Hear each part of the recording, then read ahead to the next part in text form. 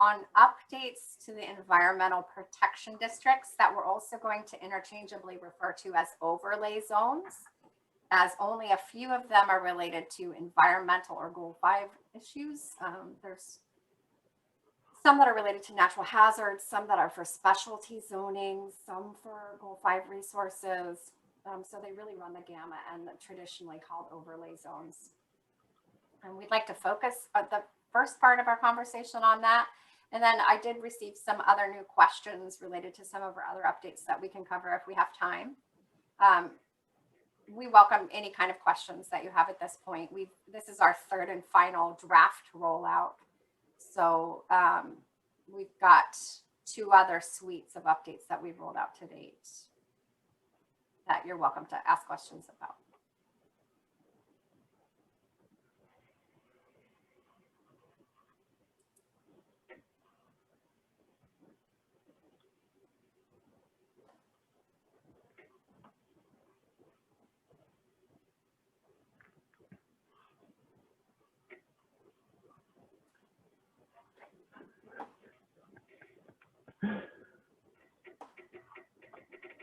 I think it's fine to just share it in the non-presentation mode. It's coming through clear. Yeah. Totally. Okay. Share it like we're all editing your PowerPoint. I think that's okay. Yeah.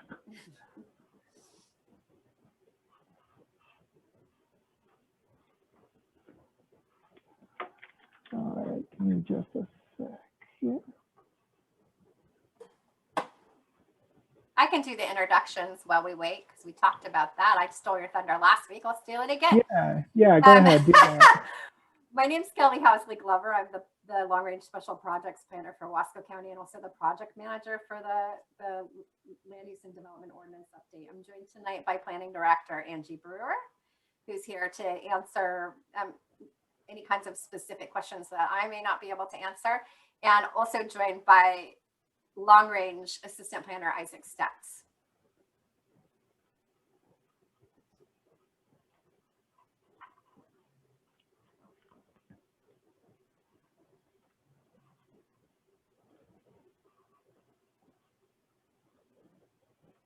All right, so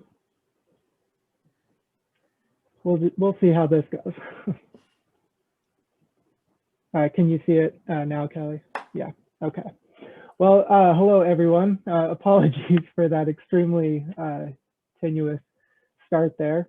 Thank you for joining us this evening. Today is Thursday, May 27th, 2001. We are here in Wasco County for our third Ask a Planner live session event. As Kelly had mentioned, all of this information is being recorded, will be available to you to watch at any time at your convenience on Facebook, on the county planning website, and on the project website, wasco2040.com. As Kelly said, my name is Isaac Stetz. I'm the Assistant Long Range Planner here. And we are going to be checking all of the streams to get any of your questions answered. Now, the goal is to get all of your questions answered tonight. However, if we do not get to them, we will follow up with you either later this evening or later this week. So, all right, so what is this Ask a Planner event? Well, the whole idea is to give you, the public, a chance to ask your questions regarding the EPD updates, the Environmental Protection District updates. All of the information on them is found here at the project website, wasco2040.com. And if you look down at this little logo in the bottom left corner, it kind of looks like 2 squares, one on over one another. That's actually going to be the icon for all information and all documents pertaining to the Environmental Protection District and the proposed updates. So to learn more information and to get any updates, you can look for that icon and follow that trail through the website there. Different ways that you can participate with us. The easiest way is going to be through the project website that I keep plugging, which is wasco2040.com. That is going to have an Ask a Planner function on it, which you can see looks like a little thought bubble with a question mark in it. You can click on that and it'll bring you to a separate page that you can enter your comment, give us any information, and just fire it off. You can also submit a comment, which is found also on the homepage there. You can give us an email. The email is wcplanning@co.wasco.or.us. Our Facebook page is @Wasco Planners. And if you want to get a physical piece of paper, you can also go down to our office at 2705 East 2nd Street. And we have a little vestibule set up there with some really great information and QR codes for you to get back to our information here. So we would like you to get involved any way you can. As we keep saying, wasco24.com is going to be the spot to go. And we've got lots of surveys, polls, and the drafts for you to see. So head over, check it out, and look forward to answering your questions. Thank you. Thanks, Isaac. So we did get one question on Facebook. Tell us why these updates are important. And I think that's such a great question. We don't like to do updates just for the sake of doing updates. One thing that you may have understood with the last series of updates, which were the state law related updates, is that we haven't done a comprehensive update to the land use and development ordinance in over a decade at this point. So we have a lot of state laws changed a lot in over a decade. And what that does is really create a disconnect between what state law says we have to do, what's required of us, and what our LUDO says. So while planners track state law and we have notes to ourselves and records of that, it would be really confusing for the citizen who's only going directly to the land use and development ordinance. So that's one of the reasons it's really important. One of the main things that we're doing with these overlay zones is trying to unify the format. So it's a consistent format of the way the rules and regulations are laid out. And we think that's really important because it's going to make it so much easier to read, for the planners to apply, and then also to understand. So we hope this is a transparency and clarity update. Another big thing that we're doing with these updates is changing that umbrella name of environmental protection district to overlay zone. And again, we want to stress that this is really important because environmental protection district can be a little misleading. Again, not all of these overlay zones protect environmental issues or Goal 5 issues. Some are hazards, some are special zones, some are for airports. So we want to make sure that it's really clear to folks what these actually are, and they're overlay zones. So we hope that change is going to be beneficial because it'll instantly make it clear. So I mentioned the state law updates. We did have some mandatory changes that came out of our Wasco County 2040, our comprehensive plan update. And those that we're going to talk through some of those specific updates with some other questions that we have tonight. But we can just say some of those things the public, we had conversations about and decided together. And so this is our way to implement those policy and implementation measures that we discussed with the public. And then finally, we have a couple recommendations to remove some unnecessary regulation or put in some common sense approaches.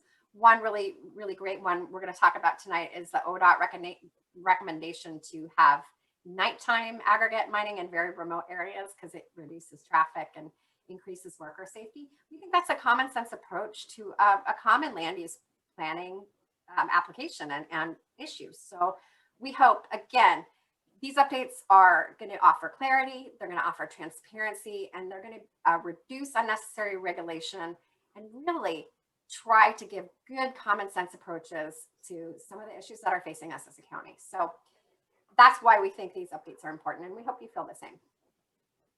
So the next question is kind of drill down on what those format changes are. So if you look at the land use and development ordinance now, you'll see 14 overlay zones or environmental protection districts. And it's important to understand that these were all crafted in different time periods in Wasco County's land use planning program history. So some were done as early as, I think, the 60s or 70s. Some were done in the 80s, a couple in the 90s, some in the early aughts. So we have a lot of different authors, a lot of different planners thinking about these things, and a lot of they're all these environmental protection districts or overlay zones have slightly different purposes. So it can be confusing to read them and really get a good sense of that just because the format is different. And since we haven't had a comprehensive update, we haven't really had the opportunity to reformulate these. So the first step is to create a consistent framework based on best practices from other counties, based on literature and also current planning staff input, and to make it so the framework is consistent, and every time you're looking at an overlay zone, you're going to go, okay, I can expect to see a purpose, I can expect to see how it's applicable, I can expect if there's exemptions for this zone, I can see those, and so on and so forth. And one of the other things that we created was this relationship to a base zone, and I'm going to explain that in the next question. But it's these new sections or criteria that we think, again, makes it super easy to understand.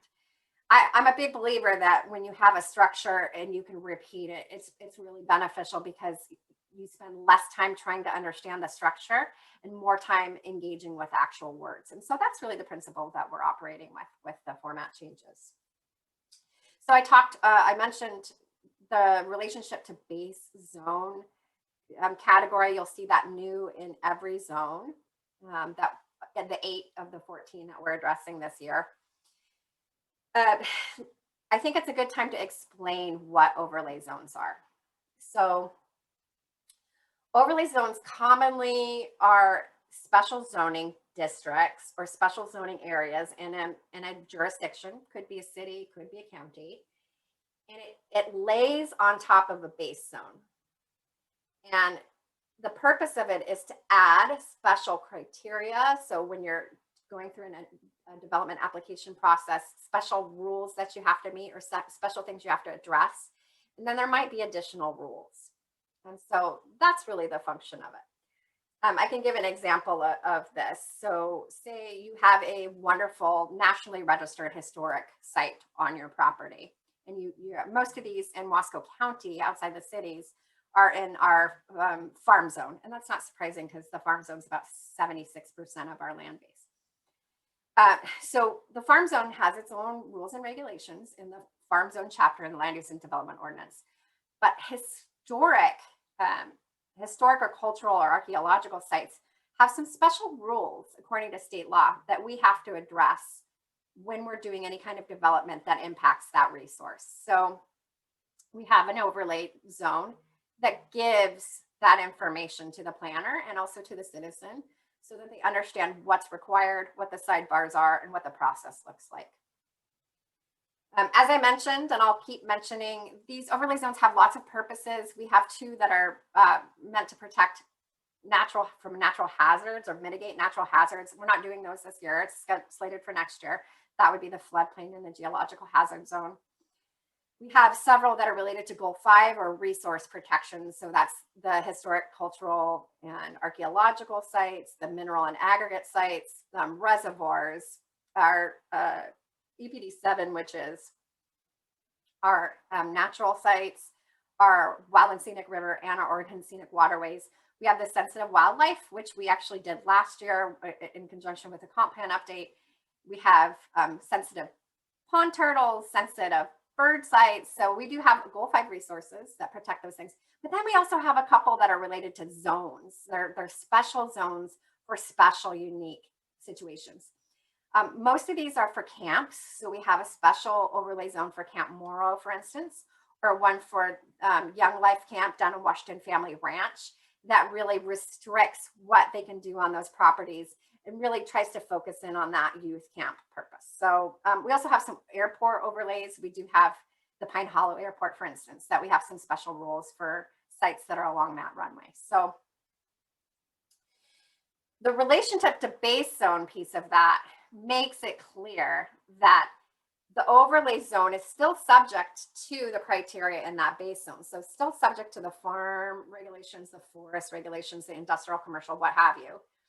But oftentimes it's going to be more restrictive. But in an instance where it's not, the more restrictive rule applies. And that's just sort of a standard of Oregon land use planning. I think the critical thing of adding that zone again is to make it transparent that that's how planners think about rules and regulations, and that's how we're directed by state law to apply it. So we hope the purpose of that new section that you see in the documents is just going to make it really clear how the overlay zone relates to the base zone.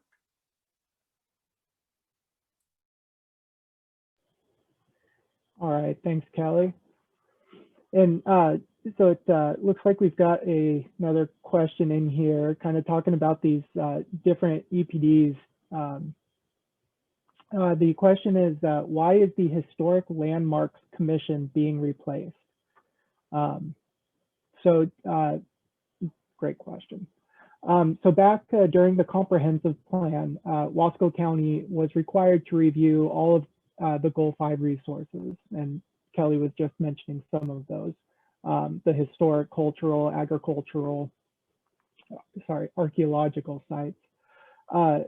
Staff went ahead and identified that the Historic Landmarks Commission had not actually met or convened in a few decades, and was it the Planning Commission? Yeah, the Planning Commission was serving as proxy for the Landmarks Commission during that entire time. So it was determined that Wasco County 2040 could just continue that role and kind of make in instances that do not need a hearing, however, staff felt that it would expedite the permitting process by allowing the review to be completed by the planning director or designee. This was adopted into the comprehensive plan as one of the implementation measures supporting the historic, cultural, and the archaeological policies. So that's really the most significant change about with EPD 4, which is our historic, cultural, and archaeological protections. And you will also see some mandatory changes to that zone related to some changes in state law, specifically the ability for the notice for the property owner to involve them and engage them in any kind of planning effort that impacts that resource or that property. Okay, so another question, what changes are being proposed for the mineral and aggregate overlay zone? And that is listed on the map if you're familiar with our mapping system as EPD 5. So I talked a little bit about the ODOT thing. I'll touch on that again really quickly. But again, new structure, we're putting a new structure. And we did have some slight modifications based on a state requirement during Wasco County 2040. So we had to go through and change a little bit of the language. There's not a ton of it has been updated, so it should be pretty consistent. But one of the optional updates that we were really interested in getting public feedback about is something, again, that ODOT recommended, and it's for areas that are really remote, because we've run into the situation a couple of times. Areas that are very remote parts of the county, they're not near any kinds of structures, busy areas, houses, sensitive habitat, kind of in the middle of nowhere, where ODOT's doing some mineral and aggregate operations, basically to just repair roadways. They've let us know that it's really beneficial from a traffic and a safety perspective to be operating at night, because it really cuts down on that traffic congestion, any kinds of delays that they would have on the roadway. And consequently, it's really a lot safer for the workers. They're not having to compete with a lot of traffic. So we're proposing some more flexibility in the operating hours for those types of operations, particularly in areas where there isn't conflict with residences or any kinds of habitat. So we'd love to hear from the public what you think about this. It sounds really common sense to us. We hope it sounds common sense to you, we hope you're excited about it actually, because it'd be great to be able to pass through South County with not having to be stopped up by ODOT. So that's something we'd love to get comments back from you about. Okay, so EPD 7 I mentioned is one of those EPDs that covers lots of different resources. So Goal 5, that's the statewide land use planning Goal 5, has a whole laundry list of resources that we're required to protect. And EPD 7 serves the purpose of protecting 3 of those listed resources. But the way it's currently named is a little confusing because it's just focused on the natural areas. The natural areas are a list of very specific sites identified for the Oregon Heritage Program that have been identified as significant enough for protection. But in addition, this EPD, this overlay zone, actually also protects federal wild and scenic rivers and Oregon scenic waterways. So in Wasco County, White River is a federally designated wild and scenic river. And in Wasco County, Deschutes River and John Day Rivers are Oregon scenic waterways. And those carry with them some additional regulations that are written into state law that we have to address. So we wanted to make sure, first and foremost, it was really clear what this overlay zone was actually protecting. So it's not just natural areas, it's also these 2 designated categories of river protections. One of the things I think is important to understand about this is the way this overlay zone was written in particular has created a lot of confusion over the years. And you may, if you attended any of our comprehensive plan update sessions, you may have heard some conversations among citizens about this, particularly some frustrations with the White River being designated. And I think it's important to know that state law actually requires us to protect that in a certain way. So it wasn't an arbitrary decision that the office made. But one way that we wanted to address this is by cleaning up this language, because the language was written so short that it really didn't go in enough detail to not be kind of ambivalent. And what resulted in that was a policy decision that made uses permitted in the base zone up into a conditional use, treated as a conditional use, and then conditional uses, the interpretation was they were prohibited. So there was a whole lot of uses in these zones, if they were next to the wild and scenic rivers or these natural areas, that would have been prohibited. So what we did was we went ahead and went through the exercise of doing an economic, social, environmental, and energy analysis and really understanding what we were protecting and the potential consequences to come to the conclusion that conditional uses are probably okay because they're conditional anyway. There's a lot of discretion. That's why they typically go to the Planning Commission. There is a way to mitigate impacts to those rivers or those natural areas with those discretionary conditions. And it really is worthwhile for us to kind of treat everything like a conditional use with these overlay zones. So the language in this chapter has been expanded, again, using that framework that we've developed. And we hope reads a lot more clear that everything that's within this overlay zone will be treated like a conditional use. And we think the net is actually really positive because we're once again opening up conditional uses that have currently and previously been prohibited. We're now opening those back up. I want to stop here and check in to see if we have any comments on Facebook or any questions. We have not had anything past the first question that came in. Fantastic. I will continue on. I got a question from a citizen who isn't here today, but I'm happy to explain. Wanted to know, why is the sensitive wildlife overlay not a part of this update? And I think that's a really good question because we did do some policy and map work to EPD 12, the sensitive bird site. And we're actually updating that land use and development overlay zone this year, but we're not doing sensitive wildlife. And if you remember that process last year, we actually worked on the overlay zone, the land use and development ordinance language at that time. And why we did that was that we were able, because the map had expanded and we had significant concerns about the impact to agricultural operations because it was really impacting our farm zones, we were able to work with ODF&W to really exempt a lot of agricultural uses. So we thought it was really important to do those things at the same time. So change the map and change that language. And we also removed fencing and some other requirements so that there was no year-long pain point of having changed the map, but not that criteria. And particularly it was important for those exemptions for agricultural operations because the agricultural issues really are not the main concern of ODF&W.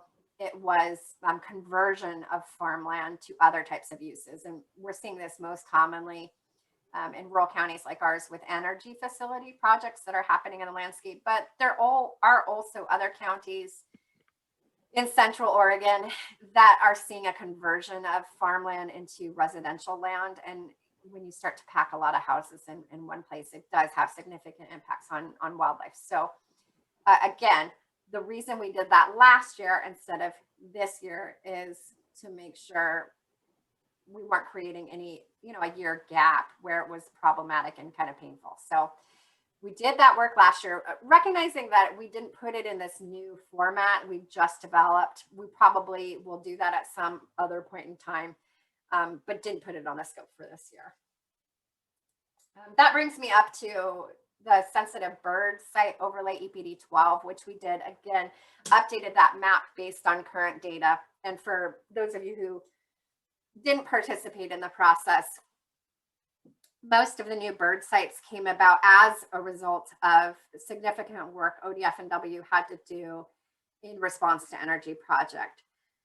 So a lot of these sites were on properties that had energy project proposals. So we're talking about wind farms or solar farms. And in a lot of cases, they were pretty remote sites, but again, want to protect those sensitive species. We're talking about primarily raptor species, but there are also some owl species in Wasco County. So we didn't have the same issues with EPD 12, the sensitive bird sites, that we had with EPD 8. There wasn't a kind of a mismatch between the map and the overlay zone. So we felt confident in postponing the land use and development update for this bigger process this year. So, and that's great because we're able to take advantage of putting it in this new consistent framework. But one of the things I think beyond the framework is just making some clarifications. So property line adjustments weren't specifically called out. We're actually specifically calling that out now to reduce any confusion. And the other thing is there was some ambiguous language in the code that we've run into with the current planning department where it seemed like a review was required if there was even this buffer, because this overlay zone looks like little buffers around the bird sites. They vary in size, but they typically don't, because we have large property sizes, they typically don't take up the whole property. And typically they're pretty far away from the existing development or proposed development. So the way the language was written kind of suggested that even if you had this buffer on a tiny corner of your property, then the whole application, but the development was proposed like on the other corner, you were still being having to go through a review process. And that seemed antithetical to what the point and the purpose of this zone actually is. So you'll see some adjustment of that language to specify that what the review is really concerned about is for land divisions or property line adjustments that actually happen within that buffer. So if the line falls within that circle, that's what we're worried about. And why we're worried about that is just potentially increasing opportunities for development to occur close to those sites. Because the goal is with that zone, not to discourage development, but to make sure development happens in a way that doesn't disturb the nesting sites.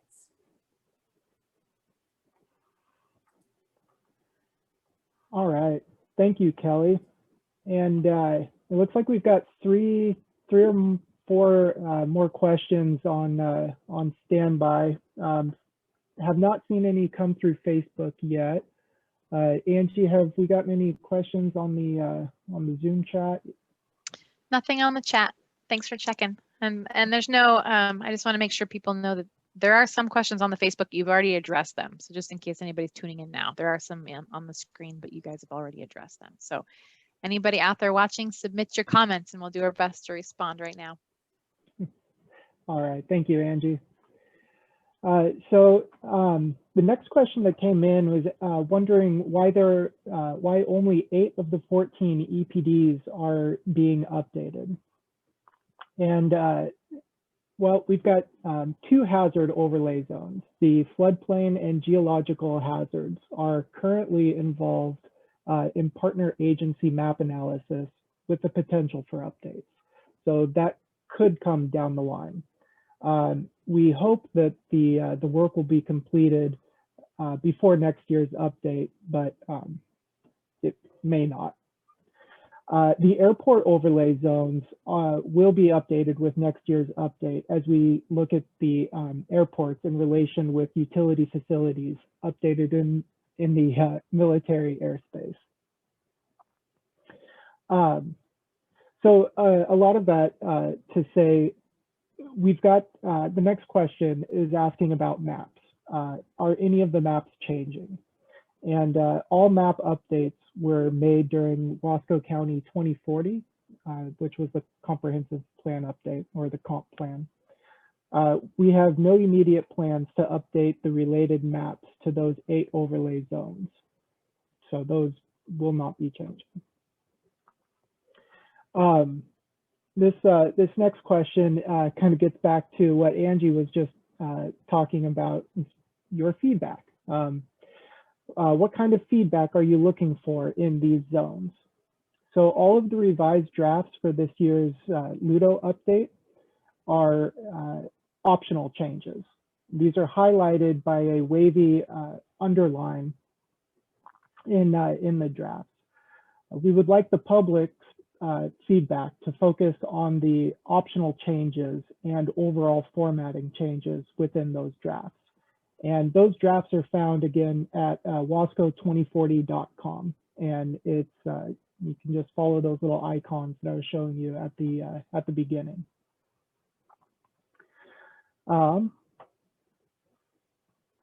So we are happy to share more of the context for the mandatory updates, which are going to be coming next year. Most of them are required by state law or the adopted comp plan, comprehensive plan. So this is the last question we have here at the moment, unless some more come in, but they wanted to know what the process is moving forward. And we've dedicated April through the end of July for public outreach and feedback. We will be gathering all of the public input, including all of the surveys, the poll results, any comments and questions that have come in here, sharing any suggestions to the edits on the drafts with the Planning Commission at a work session that's going to be held at the beginning of August. That's going to be August 3rd, to be exact. And then after that, the hearings process will begin in September. You will, throughout this entire time, from now until the very end, you can submit your comments or your questions or your feedback via mail, email, or using the project website, which is wasco2040.com, just in case you forgot. There is the submit a comment function there on that page, and you can do that, like I said, any time here. We encourage early participation because it is, or there will be a large amount of reading materials, just kind of the nature of the beast. The target for adoption is going to be in December of 2021, and staff will then shift focus to the 2022 work plan for the other updates that include housing energy facilities, the natural hazards, and residential standards as well. Thanks, Isaac. So we have a question in the chat. Where is the military airspace? Such a great question. So this was something that we learned about in the planning department. Oh, what was it, Angie? Maybe 2 years ago, 3 years ago? Yeah, around there, year and a half, 2. Time flies with being at home with COVID. So we have 2 bands that, you know, go through the county, basically, of military airspace. And it's used predominantly for training missions. At least that's what we've been told by the Department of Defense. Why this is part of our scope for next year is that the military is really interested not in adding more regulation, but making sure that they are notified really early on, mostly for commercial energy projects, so that they can coordinate any concerns that they have about large projecting objects that go up into the airspace. And this would also be true typically for communication facilities and meteorological towers. Those are the other 2 tall types of structures that we see most frequently in Wasco County. So we'll be taking a look, doing some analysis about potential encroachment issues that happen with military airspace, trying to understand ways to mitigate that, and then having to follow through on some state law requirements to ensure early notification and coordination with the Department of Defense, because that's just not something that's been on our radar to date. And with a lot of moving legislation related to renewables, that's now been put into state law that we have to, for large scale energy projects, have to pull the Department of Defense in early. So one of the things that we're going to be doing next year is potentially actually adopting an overlay zone map of the military airspace.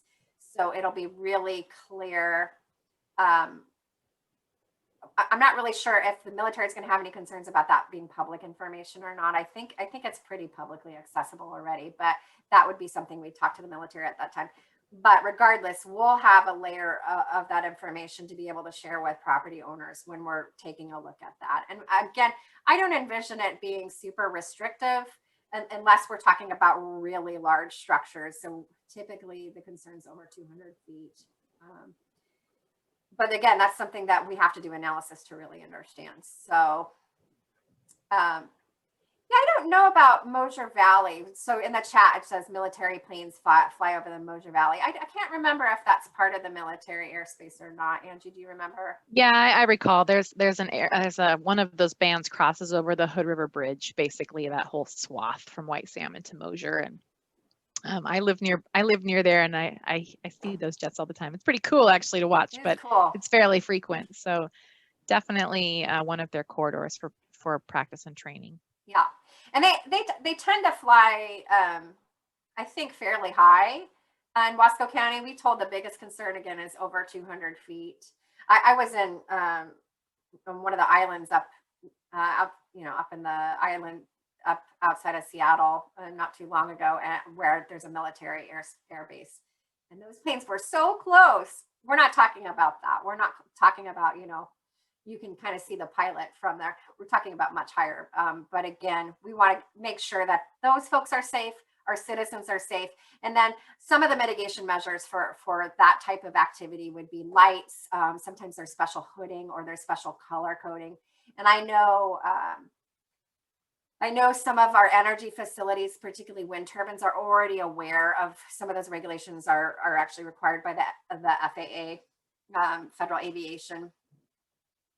So they're already doing those things. They're already voluntarily doing those things, but this will just make sure that early coordination piece happens so that the military is aware of development and vice versa. Great question. And like I said, we're going to be talking about that a lot more next year after we've done a little bit more analysis. I have another question that was not related to environmental protection districts, but harkens back to last round of updates, which are some state law required updates to the farm and forest zones, and also some potential optional uses that have been added as a result of state law changes. And this one specifically pertains to an optional use that we have proposed for the F2 forest zone called an accessory forest dwelling. And what this basically is for forestry operations that are happening in F2, it would entitle them, if they've already have a dwelling and they need a relative to come live on site too, to help them with a forestry operation, this would entitle them to build a second dwelling. Lots of rules and regulations related to that. So it's not just you won the lottery and get to have a second home. They actually have to meet a lot of requirements. But the citizen wanted to know if it's optional, doesn't the planning commission have the ability to kind of wait and see how this goes? This was a newer use that was passed in the legislature, I believe, in 2019.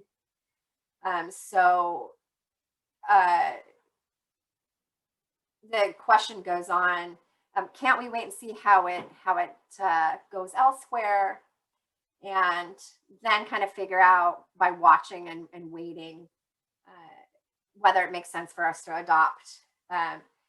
So I can say there's another part to this question that I'll get to too. I can say that, yeah, that's certainly an option. And if that's something that you feel really strongly about, we'd love to get citizen feedback about that. Because this is one of those optional provisions that we're really kind of presenting without comment or without recommendation. The ones that we're really recommending are ones that are much more boring, like boring to the average citizen, but important to us and the work that we do with our partners, like the utility facility necessary for public service. We get excited about that stuff. We know most citizens don't, but if you live in around Dufur, you may get really excited about the expansion that they're doing. So that's one application where that would be necessary. So the next part of that question is, doesn't the Ludo get updated pretty frequently?